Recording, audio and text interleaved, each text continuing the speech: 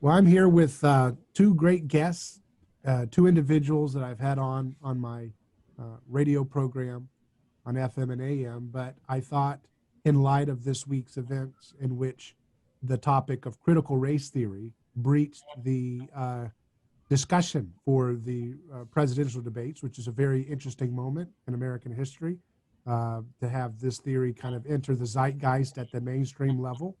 Christopher Wallace brought up critical race theory in response to President Trump's recent stated ban for this kind of theory being taught in federal agencies. So we're going to get into this today, and I've got two great guests. We have Dr. Michael Rectenwald, who's the author of Beyond Woke, which delves into the topic of critical theory. Michael used to be a Marxist professor at NYU, and he was thinking about becoming a Trotskyist, but he had a kind of an experience with victimology and cancel culture related to critical theory that we can get into. We also have mathematician James Lindsay, who is the author of the new book, Cynical Theories, correct? You have a copy, both of you guys got a copy of the book, just for folks who want to check them out? Yeah. So these are two excellent texts that take on different angles of this growing phenomenon. And whether you're a student or maybe you have a son or a daughter who's engaging in these ideas, it's time to understand these things. So thank you both for joining me. And we'll start with Dr. Rectenwald. Just tell us a little bit about your background in this space, and then we'll just ask some questions about critical race. Sure. Well, I have a PhD in literary and cultural studies, which really treats all of these theories: critical race theory, critical theory itself, postmodern theory, and basically science studies, which is one of the sort of social and philosophical discourses related to the study of science. And so I have, and I taught at NYU, I taught social and cultural history and theory. I basically was schooled in, as I say in Springtime for Snowflakes, my memoir, I was schooled in all of these schools of thought. Basically, slowly but surely indoctrinated into kind of postmodern Marxism, and but since have become quite disaffected with it, and has since become basically a civil libertarian. And very good. And I've, you've probably seen, Michael, you're on Fox News and Tucker, and I see you there. And James Lindsay, you did a real big experience with Joe Rogan, right, recently, and that was huge. Yeah. So tell us a little bit about your background in this space. So unlike Michael, I didn't go into this the straight way. I fell ass backwards into it, is the only real way to put it.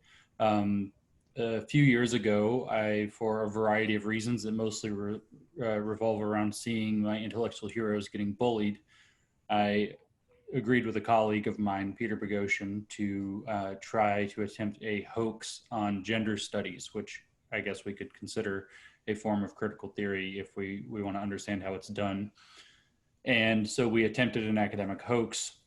We think that mostly failed, but we were a little bit too celebratory of our perceived success. This drew down a lot of controversy and a lot of attention. And then we decided, taking the criticisms we were given, to then amplify and attempt to correct the errors of our experiment and do a better job of it. So we engaged for the next year, that started in the middle of 2017, in what would be known as the Grievance Studies Affair now, which hits its second anniversary tomorrow.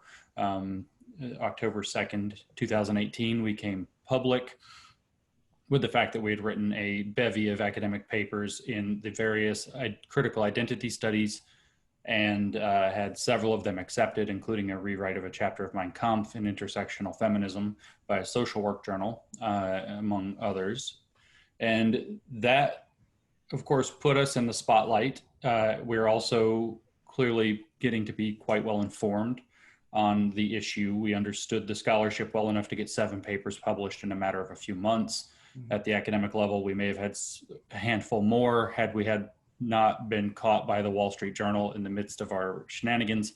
So we clearly demonstrated that we understand the scholarship. We decided to put a firmer foundation under that. And so we studied critical theory and postmodern theory in particular backwards. We started with what's going on with the woke phenomenon, if we might call it that today. For example, critical race theory being the racial dimension of the woke theory, or critical social justice as it's more formally known. And we started to trace lines backwards. It's, I think, best to understand that this ideology that we're up against today has cherry-picked from the critical theory tradition, from the postmodern tradition, from liberal traditions of social justice, from liberalism itself, to concoct a rather horrifying totalitarian ideology that we worked backwards to explain. And so over the past couple of years, my colleague Helen Pluckrose and I, who helped with the Grievance Studies Affair, did our due diligence to really understand where this modern ideology came from. And in particular, we wrote the book Cynical Theories to outline the postmodern dimension of that. We touch upon critical theory, which we're also fairly conversant in, but we focused on the postmodern element because we think that that's what allowed for it to become as effective as it is at what it does.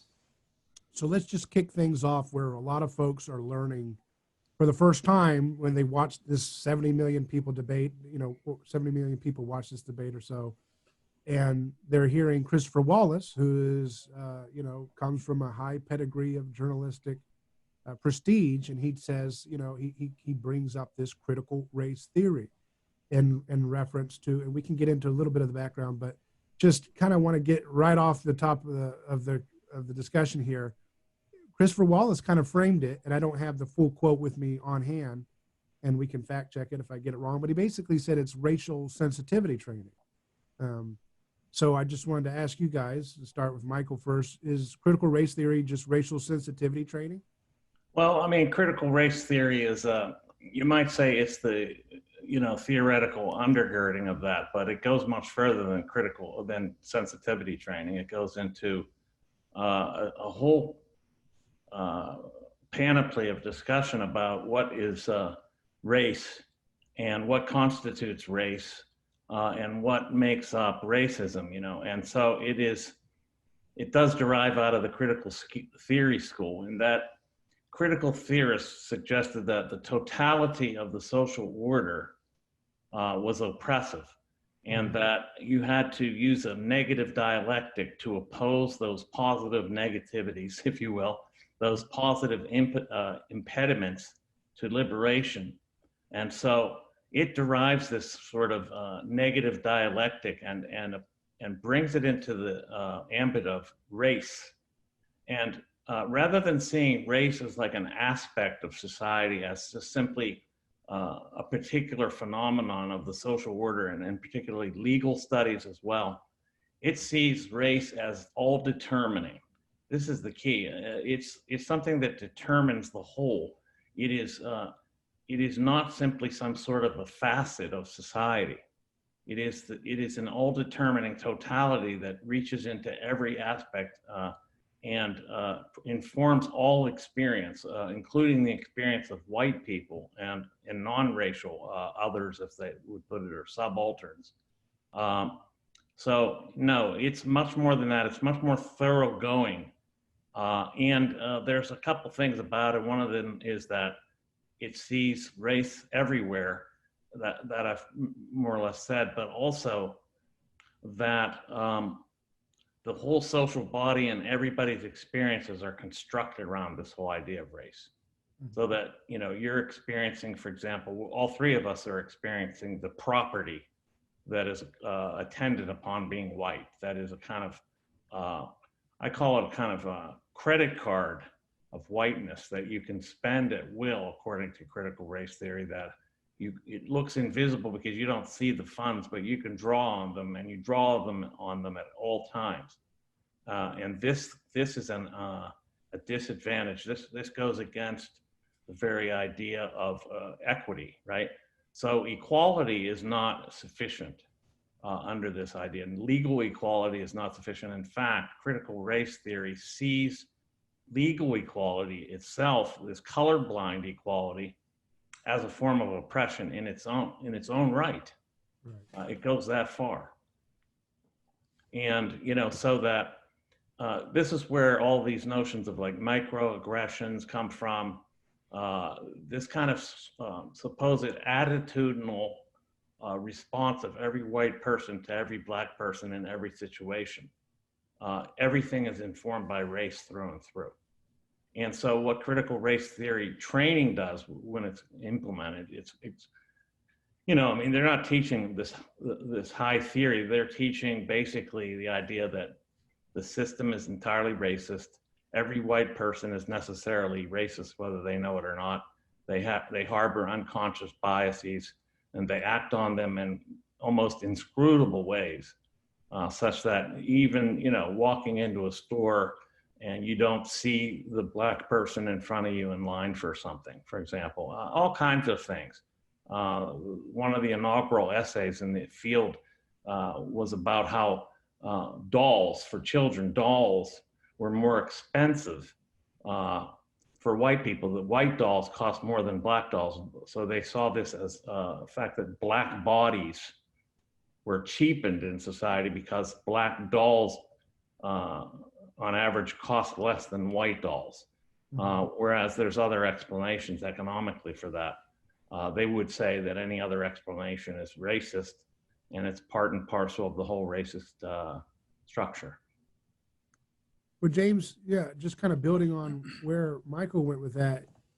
I looked at the transcript just to make sure. Chris Wallace says, he's referring to Trump, that your administration directed federal agencies to end racial sensitivity training that addresses white privilege or critical race theory. Why did you decide to do that, to end racial sensitivity training? And do you believe there is systemic racism in this country, sir? He follows that up with, what is radical about racial sensitivity training? So somebody, I don't know what focus group Chris Wallace was consulting, but he had a nice language there. He was like, racial sensitivity training. So I throw it to you, James. Is this we've seen sensitivity training? We've seen this specific piece of gaslighting throughout the dominant media, as a matter of fact. Almost immediately after Trump issued the executive order and the first OMB memo went out within the federal government, following his declaration that he was going to do an EO on this, we saw the media starting to spin it that Trump is trying to shut down racial sensitivity training. This was the preferred MOT, if you will, the highly defensible variant to the Bailey of the much more radical critical race theory. So it's actually very important for people who want to deal with this issue to recognize that Chris Wallace has done something dishonest.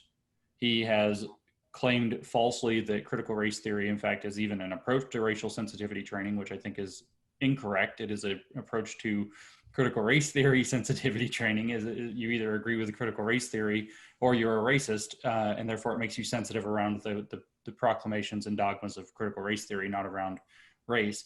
He is also, even if we were to accept that it does approach the issue of racial sensitivity in a particularly bad way, it's still, that would be one tree in a very broad forest of potential approaches to racial sensitivity training. So calling out this lie and demanding repeatedly that the real three-word phrase critical race theory be used is of incredible importance. And this is typically what you actually see out of these critical theories, like critical race theory in particular.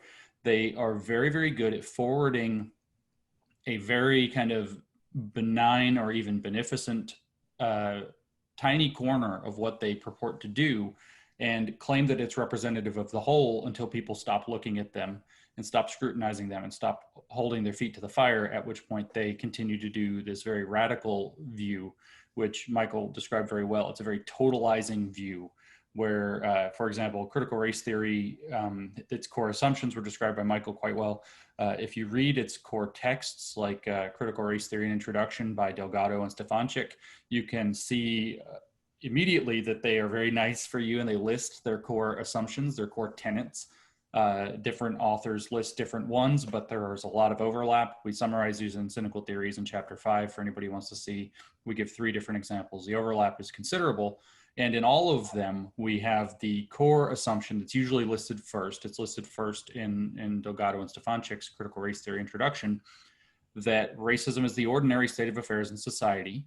This has been distilled down into being that racism can be found in all aspects of society. When you derive from the critical theory school, the idea is that these impediments to progress, or these oppressive dynamics, don't improve with time. There is no genuine progress. They only succeed in hiding themselves more successfully. And the point of the critical method is to unearth the now hidden racism that's, according to its view, just as bad as it was during Jim Crow, just as bad as it was during segregation, just as bad as it was during slavery, as a matter of fact. And so this has been further refined into a simple question that Robin DiAngelo, best-selling author of White Fragility, wrote she said it many times in different public appearances, but she wrote it, I think, for the first time in a 2013 paper. The very beginning of the paper, she says that because of the way that critical race theory engages with the question of race and racism in society, the question is no longer, did racism take place, but how did racism manifest in that situation? That's a direct quote from Robin DiAngelo, repeated direct quote from her. She said it many times.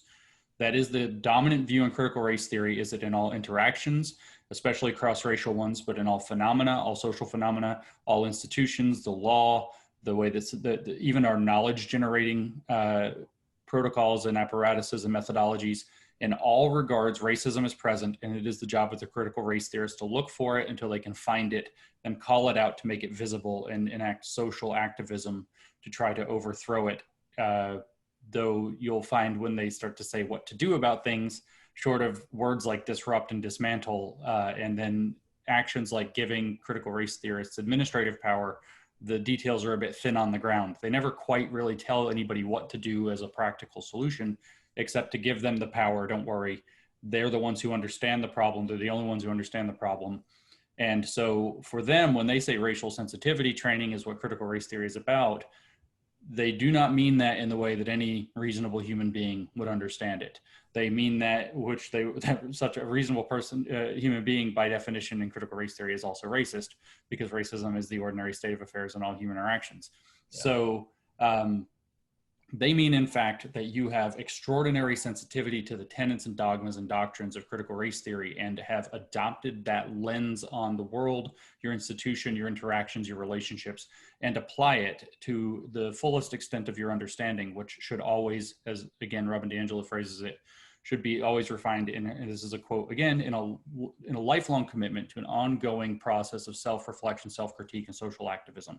That's what they ask of you. This is a permanent condition of critical race consciousness that you must apply in social activism to yourself and in social situations where you work, etc., forever. Mm-hmm. So it's not a formal discipline so much as a kind of a lifestyle. It's an experience, a holistic kind of totality of life that you're. So if you saw the big article that CNN dropped after the wake of this, CNN went and interviewed, for example, Kimberly Crenshaw, who's one of the architects of critical race theory. And she's very clear to say, as she said since the 1980s repeatedly, it is a practice. In other words, it's a way of viewing the world. It is a way of interacting with the world. It is not just kind of high theory. It is a complete different worldview. It has its own epistemology, its own relationship to knowledge, has its own ethics. The ethics mostly come from critical theory, although the epistemology also comes from critical theory. Postmodernism has dramatically influenced it. Kimberly Crenshaw, in Mapping the Margins in 1991, her kind of chief academic paper introducing intersectionality. It's the second one that does so, but it has more weight behind it than the earlier. Says at the end of that paper that intersectionality is a provisional concept, or is a concept a provisional concept for linking contemporary politics, by which she means radical liberationism, in other words, race critical theory, with postmodern theory. So the postmodern theory has been baked into their epistemological and ethical construct in critical race theory as well. In other words, there's no truth, there's just one subjective lived experience, which if it's shackled to a experience of systemic oppression, or a claim to have lived systemic oppression as the theory outlines it, not as it may manifest in reality, then it is authoritative, and if not, it's absolutely not to be considered. So here's going back to the transcript, because this is people's entry point into this for a lot of folks. who don't go on, the podcasts and so forth, and maybe they're just now stumbling into this. So when I'm looking at the text, Chris Wallace says, "Do you believe there is systemic racism in this country?" So he puts the word systemic racism connected to racial sensitivity, and then Biden answers it by saying, there's a back and forth, but Biden basically says, yes, the fact is there is racial insensitivity. So it's like he's got that canned answer. So the question is there systemic racism? And the answer is, yeah, there's just racial insensitivity that we need to change. So this word racial sensitivity and insensitivity seems to be this memo going around that this is how we're going to introduce this to the mainstream by framing the word systemic racism with, yes, racial insensitivity.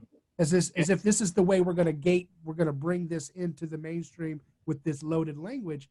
And I just want to throw this to Michael, that, do you see that? Who started this memo about racial sensitivity being the word we're going to use for introducing this to the mainstream? And is this part of their whole thing of using words to do warfare, right? Language is violence, so we're going to use language to conduct cultural war. Let me just pick up a couple things first, if I can, to the way of entry here. It is true that this is an ongoing, they see this as an ongoing and endless practice. And I would argue that it's basically it really follows from the idea that whiteness is in effect an inexpiable sin that can't be overcome, that has no solution as such. And I should say that this underscores this idea of racial sensitivity and systemic racism underscores a contradiction within the whole field, and that is this. Race is seen when there's no racist in sight as institutional, or as systemic. So they throw it to the system when they can't point to particular individual acts of racism or what have you. And then it's attitudinal when it's found within, when it's found a locus, if you will, in a particular individual. So there's this constant parrying back and forth between the systemic and the attitudinal. And they would actually argue that the attitudinal is a construct of the system, of systemic racism, so that whenever it's found, it has to be extirpated, if you will, but it can't really be extirpated. So it's a constant struggle. This is very convenient for them. One of the things is, I would say that, this Trojan horse of leading with racial sensitivity training, as opposed to critical race theory, has a great deal to do with the way they enter into the establishment, into institutions, and actually produce jobs for themselves. Actually, I think it really has a lot to do with the fact that they're careerists. And this is why, as James pointed out, they are the only experts. And this also, their epistemology with this idea of my lived truth and my experience, my lived experience, is very derived from postmodernism. It's a kind of it comes from standpoint epistemology, first of all, that there's a unique standpoint for knowledge that particular individuals have, and particularly the subaltern characters. Those who are subaltern have a particular epistemological standpoint that others can't possibly understand or breach. They can't possibly grasp it. So this promotes this idea that lived experience comes first. Evidence, facts, statistics, all these things are not only considered irrelevant, but also part of systemic racism itself. So that you can't win an argument with these people by virtue of pointing out statistical facts, statistical analyses, factual evidence, historical evidence of change, or anything like that, because it comes down to my lived experience. And this is a very convenient and rather, it's inviolable, because you can't really overthrow it based on their premises. That is, their epistemology that that there's this unique standpoint that you can't get to unless you're in that body, as they would put it, in a black body. This black body gives you a unique access to a type of understanding that you can't experience or have. So really, it's quite despite its postmodern constructivist base, it's quite essentialist when convenient. It's suggesting that experience is essentially, this is kind of a contradiction, but it's essentially constructed based on properties of the person, but based on essential properties. So they have this argument back and forth between essentialism and constructivism.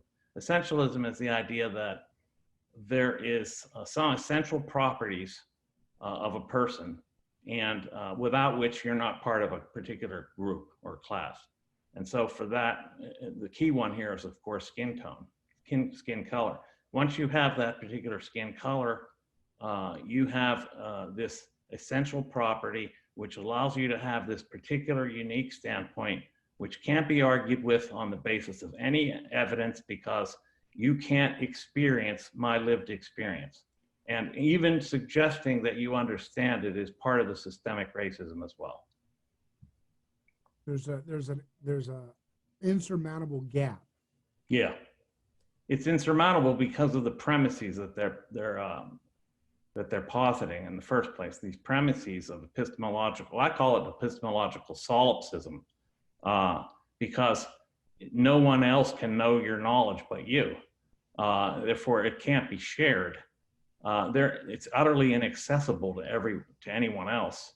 And it becomes rather, although it's based in race in the outset, it also leads to a kind of real individualist sense that my lived experience, and this cuts into the idea of intersectionality, because intersectionality suggests that particular persons, particularly subalterns, that is those of low status and they're outside and beneath, they are intersected by multiple vectors of power and oppression.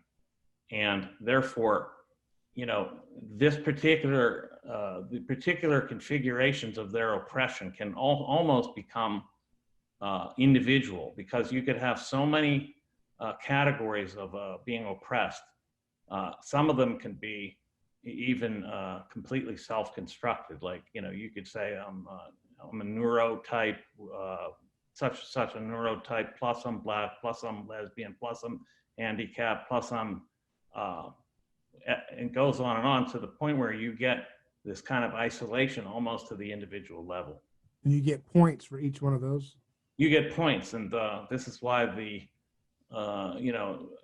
notoriously dubbed the Prussian Olympics, this is why all the competition for the race to the bottom, because the bottom is the top in the oppression Olympics. So I'm going to say this.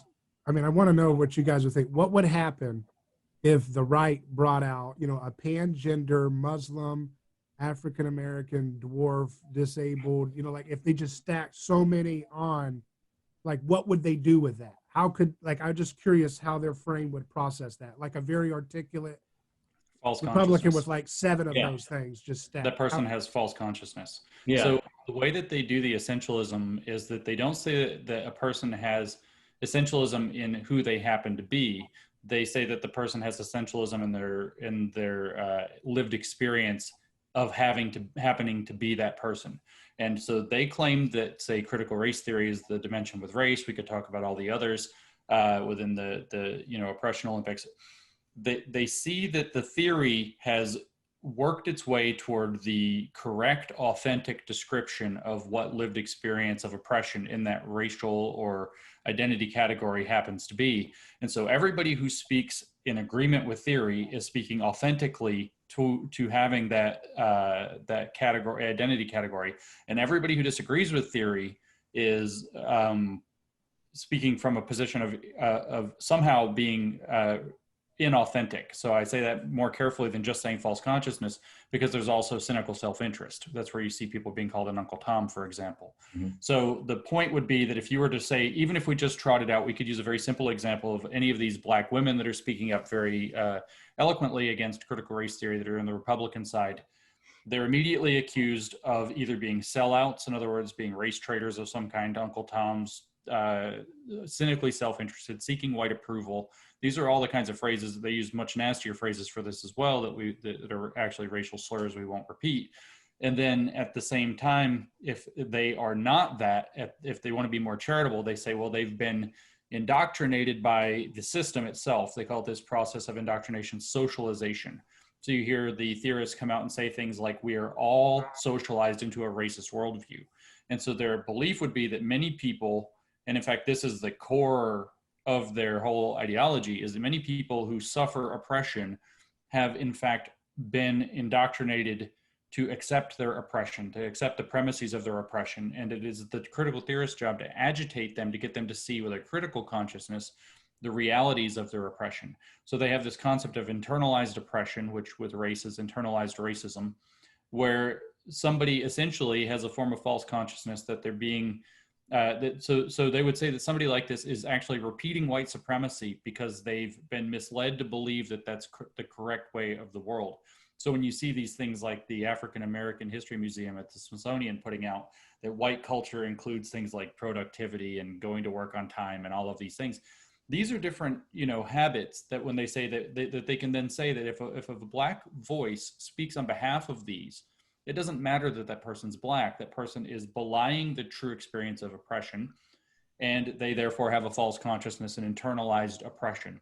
For what it's worth, on the other side, they say that critical theories needed, say, in the dominant groups, if that's race, it's white, because they have what's called internalized dominance. They've been trained by society to think that their methods are rigorous, not just a matter of opinion and power. They've been trained to believe that their social status was earned, or that merit is somehow legitimate and has helped them to get where they are. They have all of these different ways to convince both sides of that racial divide, if we want to talk about it that way, of having false consciousness and or cynical self-interest anytime they disagree with theory. It's a little more complicated because, like all totalitarian ideologies, it also separates the world into what you might call honored groups and dishonored groups. Mm-hmm. And so the racial identifiers, your demographic realities, categorize you into either an honored group or a dishonored group. But then within that, you have the option of acting authentically, which means according to the way theory describes, or inauthentically, which essentially means that for reasons of ignorance, which might be willful, or for cynical self-interest, that you are in fact misrepresenting the lived experience that's essential to your group.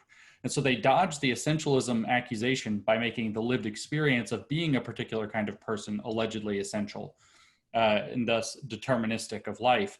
But if you were to trot out a Republican or a libertarian or a conservative or anybody who even so much as a little bit disagrees with them, somebody who came out and said, well, I'm a liberal for Trump, for example, and they put on the Make America Great Again hat like Kanye West did. The next day, he didn't say he's a liberal for Trump. He just said, I think for myself, put on a MAGA hat.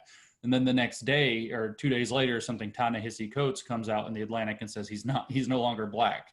That was the response. Pete Buttigieg is straight passing.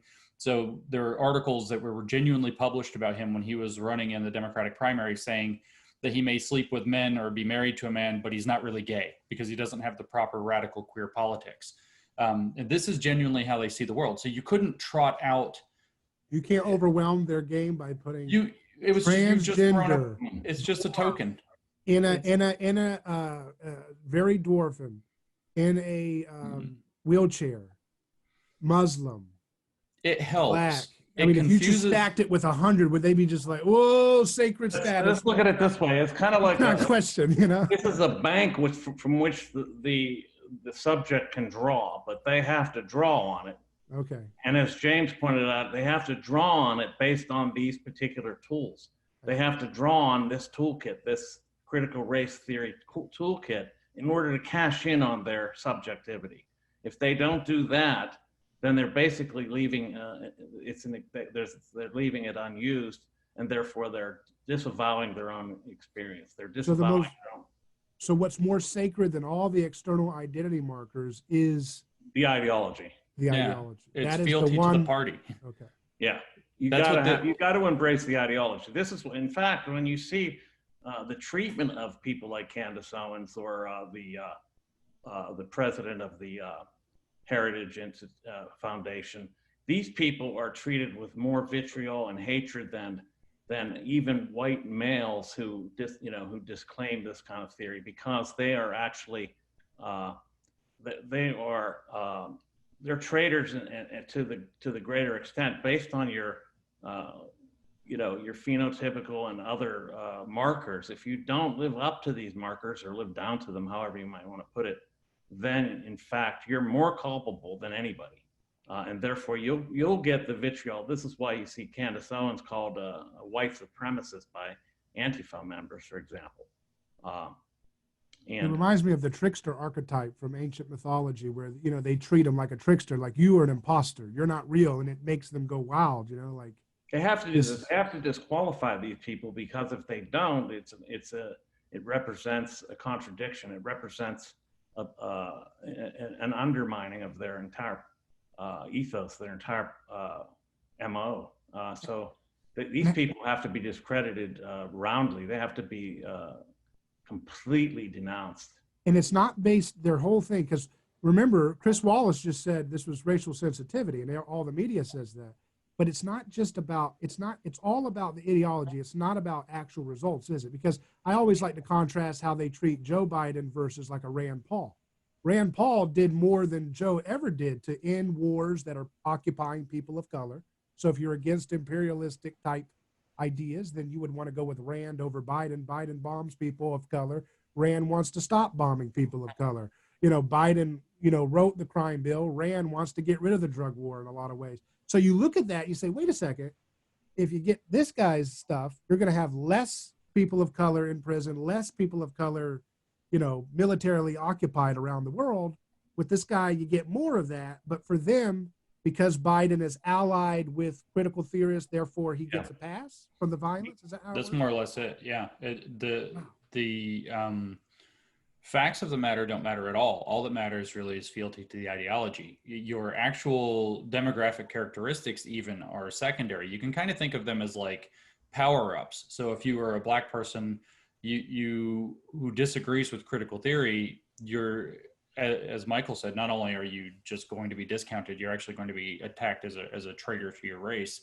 But if you happen to go along with critical theory, so you could be a white person who goes along with critical theory or is positioned like Joe Biden. It's not clear that Joe Biden goes along with it or knows what it is. Maybe he doesn't, maybe he doesn't, but it's certainly clear that he's allied with the people who are, and he's pointing in the right directions and saying the right things. The allyship status affords you nearly limitless. It's like a nearly limitless excuse or parochial altruism. It's like how there's the saying,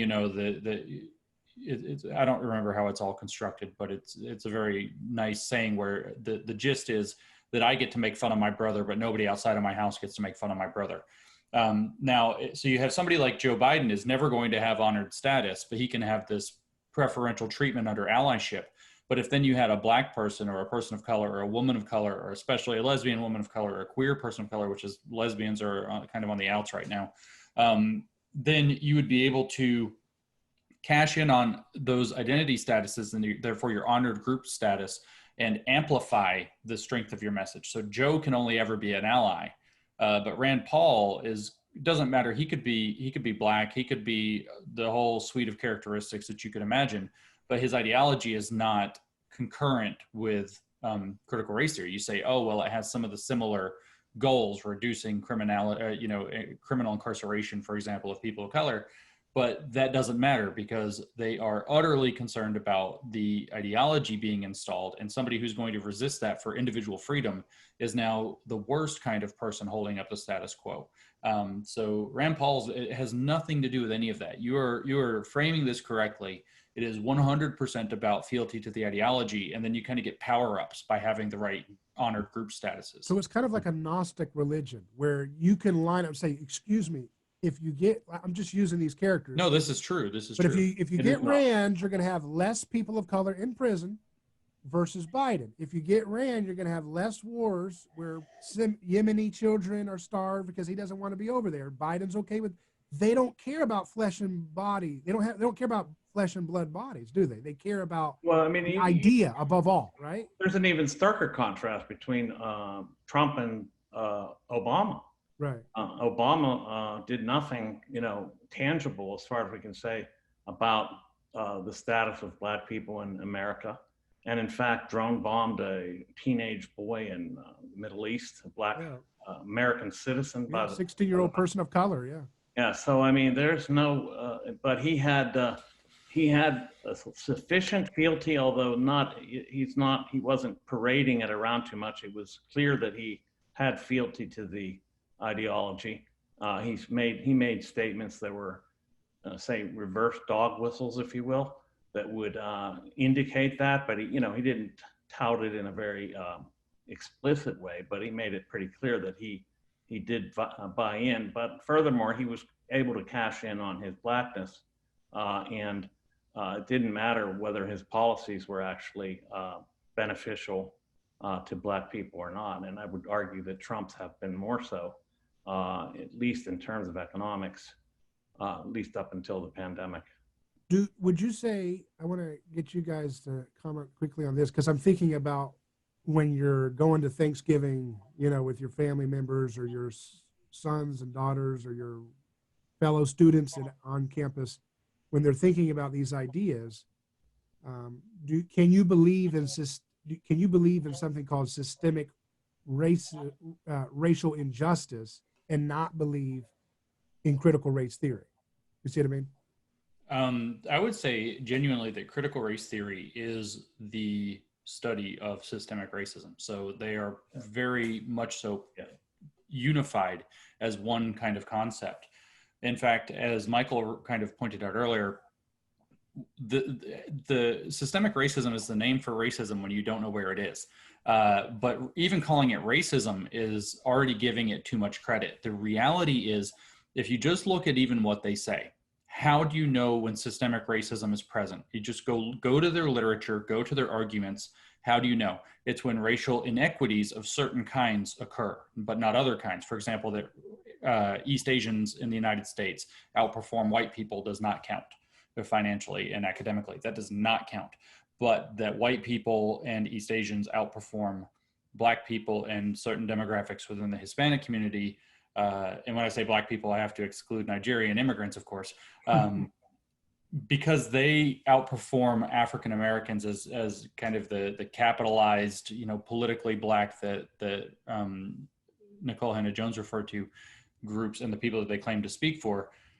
That inequity resulted from systemic racism somehow. So when they can point to institutional discrimination, then they do. When they can point to individual racism, then they do. And the thing is they have common cause, and this is part of how they're so successful, with a lot of people who see that there are legitimate disparities in treatment, not written explicitly into the law, but there are legitimate disparities in treatment, especially hearing racist things throughout your life from time to time, more often than others. And so it taps into this.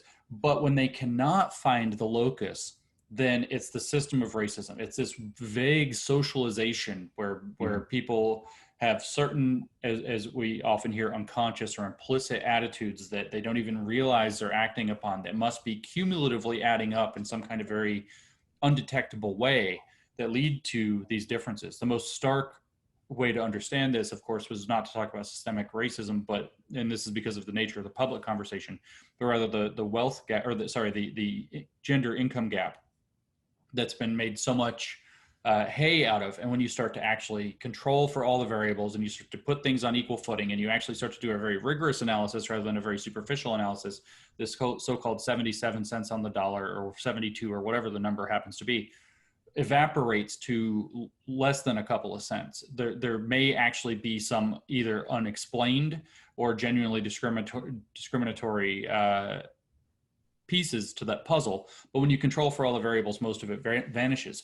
Well, for them, systemic racism is refusing to control for any of the variables and saying that racism somehow or another that maybe you can't even detect, that hides in our subconsciouses and manifests somehow materially anyway, that's the real cause of everything. So when people ask me if I believe in systemic racism, I actually tell them, no, I do not. I think that it is a construct that's used very much like if you're looking in a religious argument to the God of the gaps, that God is the explanation for everything that we can't explain.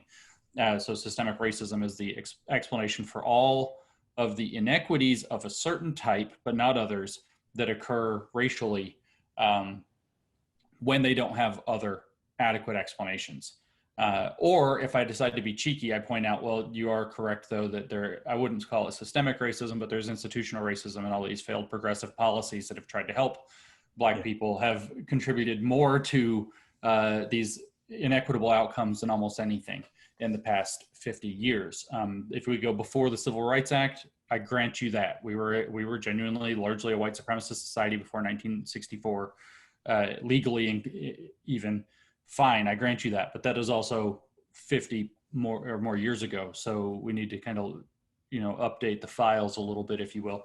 So no, you cannot separate systemic racism and critical race theory. I don't think to talk about it in the systemic fashion is to say that you're using critical theory to analyze it. So they are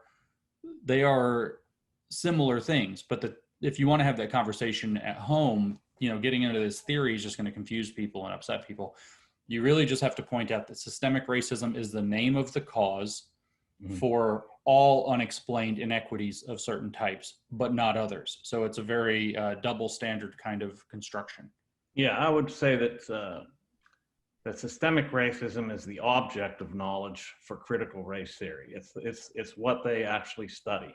So once you posit that object of knowledge, you're effectively, you're incorporating the approach, which is critical race theory, because that very notion implies what critical race theory studies. And if you frame it in a different way, it's not critical race theory. I mean, you have to frame it as systemic, without which you're not doing critical race theory.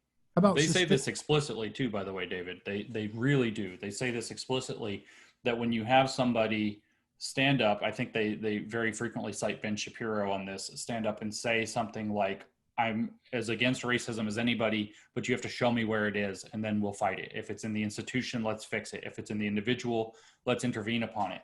And then they say, of course, though, this is just a trick. I've seen them say this. They say this is a trick.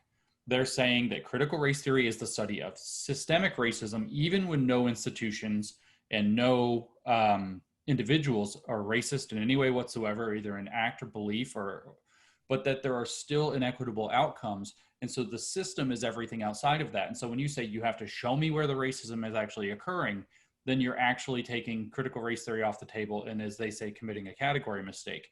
So they themselves, when they try to defend critical race theory and the approach and define systemic racism to do it, say exactly what Michael just said, that the systemic racism is that which critical race theory says is the cause of all differences in outcomes for so-called minoritized groups that hurt them, but none of the ones that benefit them, if those come into play, without any input from institutions or individuals that's discernible. So critical race theory and systemic racism are inextricably linked together. And Michael put it very well, that if you want to frame the thing up differently, the critical race theorists themselves will say, well, see, you've just disqualified the entire point of our field of study. So of course it doesn't work. And so even they say that these things are synonymous. Yeah. And I want to be clear, just from my perspective, I think they want to frame it if it's critical race theory versus the status quo. And I don't think we have to accept that framing. I think we can acknowledge that there could be systemic injustices to our system. It is rigged for, the regulation and state. I'm just telling you my perspective. I'm kind of a critic of statism and its intervention into all of our lives, rigging it for the few and using state intervention to, make a casino type economy. But so I guess I'm just trying to make that clear for people, is that if you're talking to, your fellow friend at school, or you're talking to your child who's going to learn this stuff, and they're saying, but dad, but hey, you don't believe in systemic injustice, you don't have to accept that frame. You can say, no, I do, but I don't accept the frame that you're saying it is, right? I think you should ask them what the system is. Just get them to define the system, because it means everything. Right. Because they'll say, oh, well, look at the history. And you say, well, okay, that's a legacy, but is that part of the functioning system now? And of course, no. And then say, well, let's look at the they say, well, the criminal justice system. You say, well, that is an institutional system, so that would be classified under institutional racism. But what if we were to have that in a position to where there were none? Would we still have systemic racism? The thing is that their definition of the system is everything that happens, including how we think, how we organize our language, what we consider to be truth, what we consider to be knowledge, what we consider to be knowable and not knowable. This is where we get back into that lived experience, the primacy of lived experience, which is their interpreted lived experience, because it's either authentic or inauthentic. So you have to try to get them to define this idea of the system is very vague. And so if you nail them down to try to talk about what system do you mean and what do you want to do with it, and then you start to try to, I mean, if you're trying to have that conversation, it always kind of has to point to where's your evidence and what practical steps can we take to change things. And usually their answer is, well, we just have to change attitudes. And that's a weird, weak answer. That's for totalitarianism, more or less by definition. The other thing is that some types of approaches to the system are verboten, though. For example, if you were to point out that Lyndon B. Johnson's Great Society probably contributed more to the plight of Black America than anything in the last 50 years, that's disqualified in advance, because that is blaming the victim in some sense, I suppose, because this is what broke up the Black family. This had more to do with the disintegration of the Black family than any policy coming from the right. This policy separated fathers from families, and looking at statistics, frankly, this is the number one criteria for understanding criminality, lack of prison time served, lack of education, and other poverty, et cetera, et cetera. There's nothing corresponds as well to those particular outcomes than that particular factor. So my final two questions, we just want to get your take real quick, both of you. What's the future of humanities and social sciences and academia? Where does it go from here? Where does it go 50 years? I mean, obviously it could look a lot different in different ways, but how do these disciplines continue in the turn that they're taking? Just give me your assessment. This is, I think that the humanities and the social sciences as well are a disaster. I mean, to use Trumpian language, I'm afraid. I think it's rotten to the core at this point. I don't know what worth it has. It's and I don't know how you reinvigorate something that's rotten now. So how do you put anything back into what has been basically eroded to the point where throwing around a concatenation of phrases that happen to have the right sound based on the sort of jargon that's being promoted is really the basis, as James and his colleagues have pointed out. That's the basis of the whole humanities, most of the humanities projects. This is what they're doing. I mean, you read this academic language, this jargon-laden plug-and-play rhetoric. It's pathetic. It is pathetic what's gone on in the humanities. It's not worth doing. I got out of the field because it's not worth competing with nonsense. It just isn't worth it. I prefer doing my own intellectual work outside of the academy, because the academy doesn't even register what I'm doing. It can't register it because the kind of work that's being acknowledged is completely laden with this sort of, not just jargon laden, but, this kind of ethos of grievance. That's the key. That it has to be based in some sort of a grievance field study. It has to be based in a grievance premise, and then it has to be. It has to have this particular. It has to have some sort of axe to grind, and it needs attachment to some sort of identity category. And then these are always shifting. I mean, it was queering the text 5-10 years ago, but that doesn't get you anywhere now. To queer the text in queer studies, I'm talking about. These are fashionable, and it's just now become nothing but a series of fashionable nonsense. To quote, I think it was one of the critics of science studies, basically. Gross and Levitt, I think they called it fashionable nonsense. And that is to say, it's just purely drapery. It's just drapery around with a particular undergirding ethos of grievance. And as long as you parrot and these phrases, these plug and play phrases, it doesn't matter if there's any substance to what you're talking about. It's pure rhetorical dressing. It's a sham. I think the humanities and some of the social sciences are rotten to the core, I'm afraid.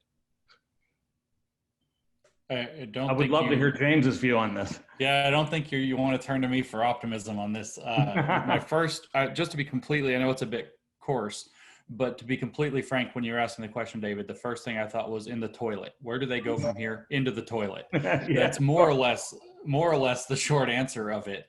I can't call him my friend yet, but the Tufts philosopher Dan Dennett once phrased something very well. He said, if something's not worth doing, it's not worth doing well.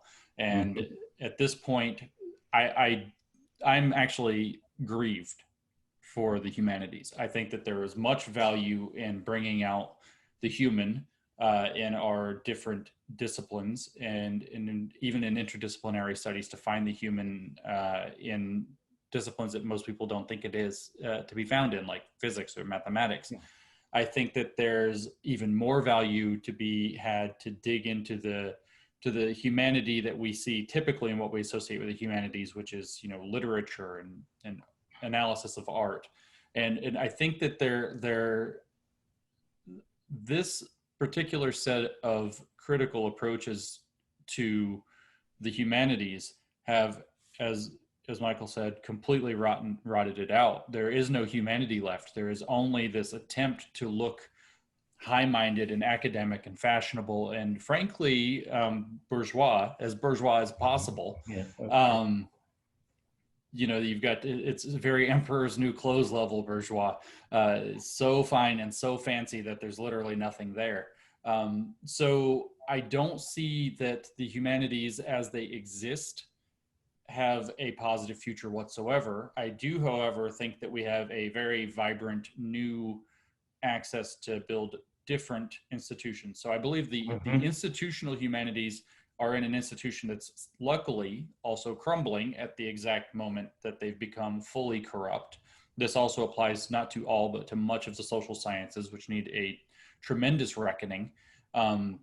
But there is the opportunity for a robust approach to the humanities that has nothing to do with that, which will have to be separate from the academic machine for some time until it can establish itself and then be brought in out of the envy to have it back as a jewel of the academy.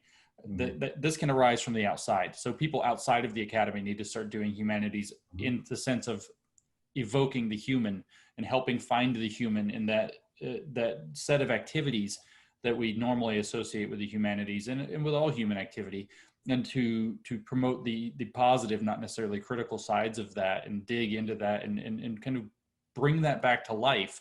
But within the disciplines themselves, I think that the cause is lost. Into the toilet they go. As far as the social sciences, I feel very much like they're obviously very, very young as far as sciences go. There's still more philosophy than they are rigorous science, though some good strides have been made. Obviously, this is a question of complexity. The things that they study are extraordinarily complex. Very difficult to study rigorously. I'm often put in a position when I'm asked about the social sciences, I think of the birth of geology with Lyell. And there was this huge controversy, this big fight between what were called the Vulcanists and the Neptunians. It sounds like a Star Trek episode. Catastrophists and the gradualists, uniformitarians and gradualists, yeah. Right, and so they had this gigantic argument in particular within that broader argument. I mean, this was to the point where they were cancel culturing each other's family members who had, artistic plays being presented in theaters and things like this. They would show up and boo and throw things, and there was cancel culture in the early 19th century. And finally, Lyell brought them together in some kind of a conference about the specific question of what is the seafloor basalt. how is that formed? What is it made of? Is it the result of volcanic activity or the result of condensation from the seawater itself? And Lyell had this ridiculous notion at the time, which was, instead of putting forth these theories and arguing about them and throwing things at each other and calling each other names and slandering one another, let's go look at rocks. And we have not yet had that revolution in the social sciences. And until that adamant commitment to say, we are going to look at evidence, we're in fact going to reject Marx, is what it boils down to. Marx, the point of studying society is in fact to understand it, not to change it. Exactly. Until that happens, the social sciences also are, it's like the social sciences, it's again a crude analogy, but since I brought up the toilet, it's like they're standing in the toilet trying to flush themselves down, but they won't go.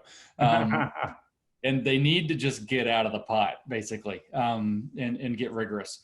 That's the way that I think I have to see both of those kinds of disciplines. And the humanities have got to renew themselves from the outside. And the universities, I think, until they cut that albatross off from their necks, are going to lose status. They're going to lose public trust.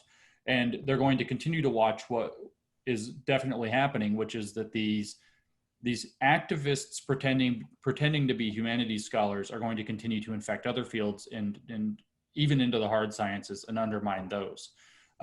They say explicitly that's their goal. They have said explicitly that's their goal. One of our peer reviewers in one of our fake papers said explicitly that was their goal. They have a paper that came out in 2016 comparing themselves to viruses like Ebola and HIV, and saying that they hope that the virus causes cancer in other disciplines because cancer equals transformational change, that this is what they are doing. And so I think the universities, in fact, are going to have to just cut the cord and let the humanities drop away, and they're going to have to be renewed from the outside. I agree entirely. In fact, I think that the case of the penetration into the STEM fields is already pretty significant, in the sense that, I mean, if you go back to the Sokol hoax, which you guys so well elaborated, and what did you say? It's the Sokol hoax squared. Yeah. If you go back to the Sokol hoax, you can see already that the postmodern theoretical project had infiltrated science studies, as it was called, and began to have an effect on the way science is understood, at least in the public sphere, if not only in the academy, perhaps also in the public sphere. And there were what they called the science boosters, who rose up to basically, and Sokol was one of the major ones with the Sokol hoax. And so, yeah, I mean, and you already see in engineering, for example, there was a professor of engineering at Indiana, I think it was, or Purdue. She was at Purdue, and she is condemning rigor in engineering because it's masculinist. And she even invokes the erection as a symbol of the masculinist aspect of engineering. And so imagine if engineering gets infiltrated by this stuff, and basically we're going to have death by diversity, in effect, death by theory, and bridges falling down because rigor has been rejected, and so on and so forth. So there are real stakes. If I might put an exclamation mark on that, this summer I rather inadvertently, although it's fun to pretend I was a mastermind at this, I rather inadvertently got a fair swath of these academic frauds to very publicly begin to defend the proposition that 2 + 2 need not equal 4, and in many cases specifically to defend the proposition that it can equal 5. So this is whatever it happens to be, but it turns out in the development of this, you could say, oh, it was just on Twitter, but it's not, because many of the people that were arguing it are the architects of our educational programs in states like Washington that are all in on this. But even if we grant that, eventually it's of course just popular press, but Popular Mechanics, of all things, writes an article saying, yes, indeed, 2 + 2 can equal 5. And then to put the exclamation point where it belongs, the Harvard T.H. Chan School of Public Health shared the article and said, if you ever wanted to know how 2 + 2 can in fact equal 5. This is a school of public health tweeting 2 + 2 equals 5, sharing an article endorsing that view in the middle of a pandemic. So we are actually talking about the possibility of death by theory, regardless of what engineers do. Our public health, I saw the other day that STEM plus social justice equals public health.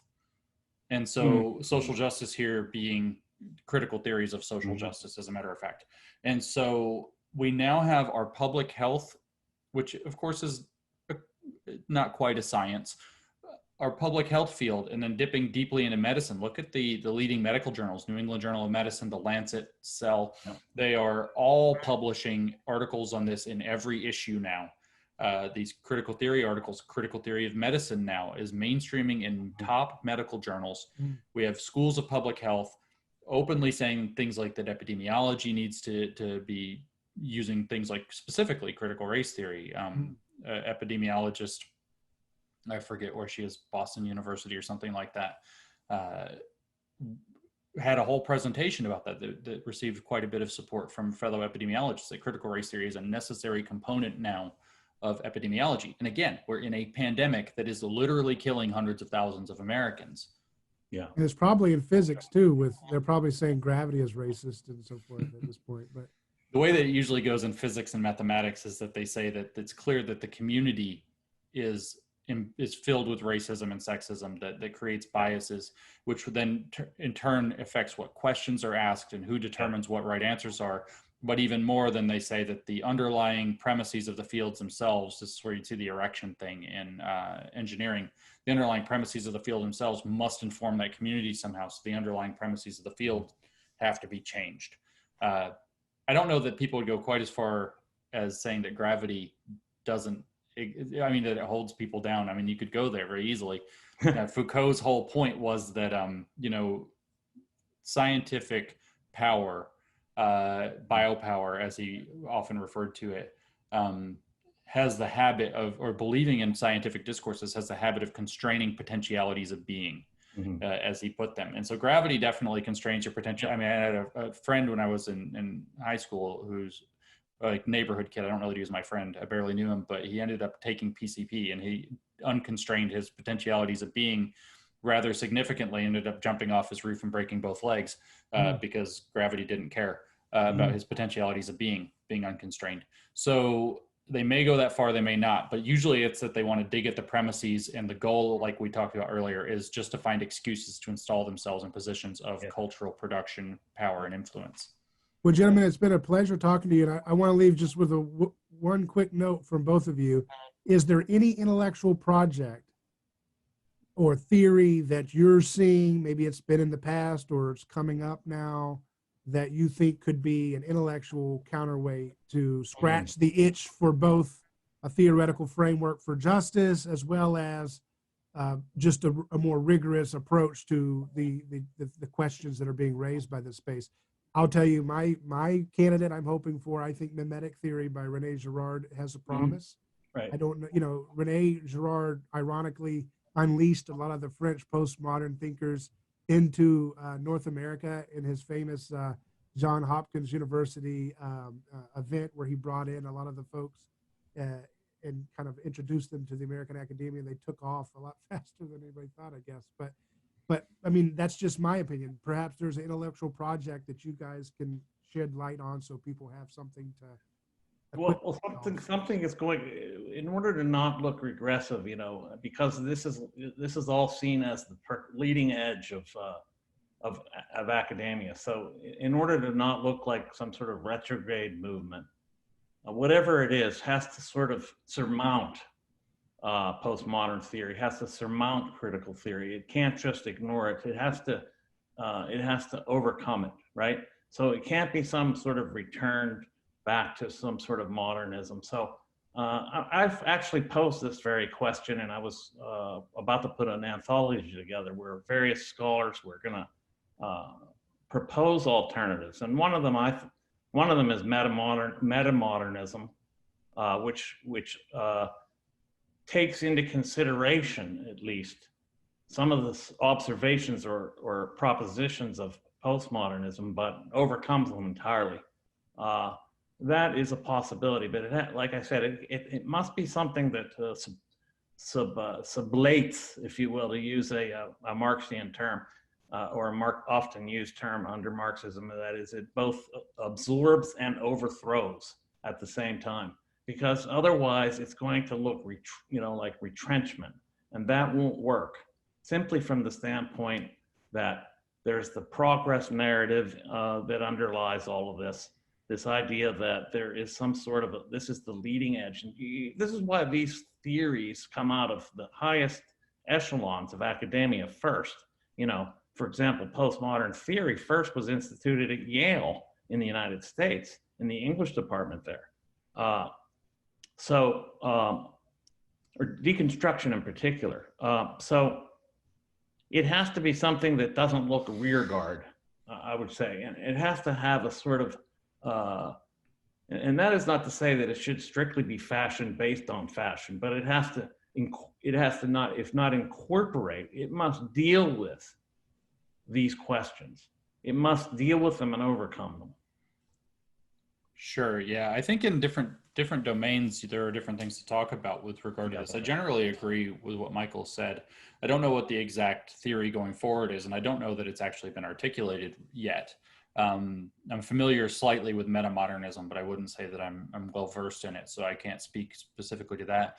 I could say that there are a lot of pieces. So ultimately, I think that we have developed the right social, intellectual, and even economic architecture with the classical liberalism that would be the rear guard that Michael was bringing up, and you can't just default back to that. I also think that it has evolved more than people think it has, due to people who are much more reasonable having stolen some of the pieces from critical theory analysis. Thomas Kuhn, for example, in his analysis of scientific revolutions, clearly they like to cherry pick from him. It's clear that he also derived some of his thinking from being able to look at the question of scientific thought and knowledge in a different way.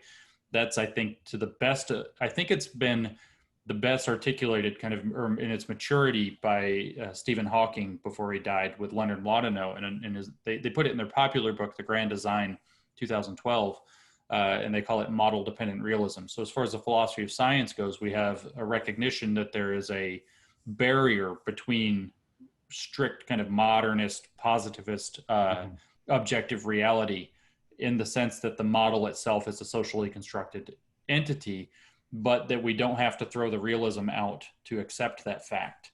And so within the philosophy of science, I would actually say that the model dependent realism is the place to look and to continue to develop. As far as the social aspect goes, I, of course, have to point to a couple of my I guess, friends now, John Haidt with Greg Lukianoff and their Coddling of the American Mind, point out essentially how this entire theory has led to a backwards approach to dealing with, the psychology and sociology of education in particular, but how we deal with certain issues. So we're talking about trying to reinvigorate a new dignity culture. And then my friend Nicholas Christakis has written a brilliant book called Blueprint that starts talking about networks. And I think that that's actually the key. One of my big observations that I think that I've finally settled upon, and I go back and I look at Foucault in this light, not as much Derrida, who's a bit of a fruitcake, but I look at Foucault and I think, wow, this guy was really actually perceptive on a lot of things, way ahead of his time. And in particular, I think that social media makes for postmodernism's playground. And so a re-articulation of those classical liberal principles that I think Jonathan Rausch put the best in Kindly Inquisitors in 1992, updated for the fact that we have to use the kind of network understanding that people like Nicholas Christakis are putting out in books like Blueprint. We have to figure out a way to re-articulate liberal principles in a situation where we now have these very expansive social networks that allow for example, Antifa and Black Lives Matter. If you try to criticize them, we even saw this in the presidential debate, though Joe Biden said Antifa is not an organization, it's an idea. Well, no, it's a decentralized syndicate is what it is. Yeah. And the social media makes that extraordinarily easy to have organizations that are not technically organizations. So we now have to re-articulate liberal principles in the light of the fact that social media and the internet have fundamentally, and even jet airplanes and affordable travel, have fundamentally changed the nature of the world and of political governance and so on. So I think that re-articulating liberal principles in light of what will have to be a very, you know, advanced and advancing network theory that can incorporate the understandings of how networks actually work. And I think that's kind of what, if you look at Zygmunt Bauman's liquid modernity, you kind of can get hints that there's something about this network thing going on. If you look at kind of he's a bit of a lunatic, but Marshall McLuhan was predicting this decades in advance. The networks provided by mass broadcast and now universal broadcast with the internet and social media have changed the nature of our societies and our interactions in a fundamental and profound way. And then we can find a way to update the fundamentally liberal principles, whatever pathway, whether it's mimetic theory, whether it's metamodern, whatever liquid modernity I don't particularly like. But if we look at those as inspirations, as kind of signposts pointing in certain directions, how can we get back to those core principles that enable individualism, that enable empiricism and rationality to the fullest extent, also taking into light the neuroscience that's showing that we're much less rational and much more social than we ever thought. For example, Thinking Fast and Slow, or as it got derived into Moral Tribes by Joshua Green, you see this idea that, you know, we're very intuitive, we're very social. So we have to start to update for what I would consider to be the kind of naive error of the Enlightenment, where the Enlightenment, I think, over-relied upon people's, it's true and false, that they over-relied on people's ability to be rational when it comes to it. And the way that that's false, by the way, is that they talked about it constantly, but they talked about it in terms of the unwashed masses, where all of the elites in society clearly are able to be rational all the time. The cultured people get to be irrational. And critical theory, in a sense, could be understood as a badly done reaction to that hubris. Yeah. And so I think we're kind of formulating the right places, but those are kind of the building blocks. That's the primordial soup that if we shake it up and hit it with a lightning bolt, maybe we're going to get the second enlightenment out of this that deals with the social media environment. And that will be the thing that reawakens humanity and prevents us from falling back into this sort of identity-based feudalism that's attempting to take over. Dark ages of identity politics. Wow, well, this has been a real fantastic discussion. I've really learned things, and I hope our audience will as well. And I want people to follow Dr. Rectenwald at michaelrectenwald.com. Keep up with his work there, his various books you can check out. And also James Lindsay, you follow him at newdiscourses.com. That's your website where you've got different courses, right? Newdiscourses.com. Right. Yeah.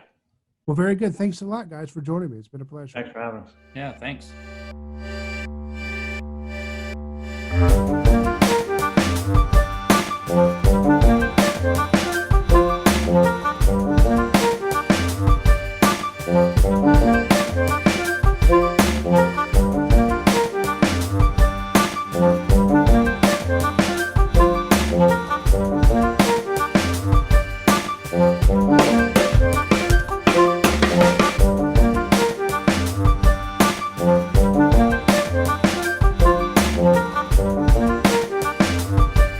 Thank you.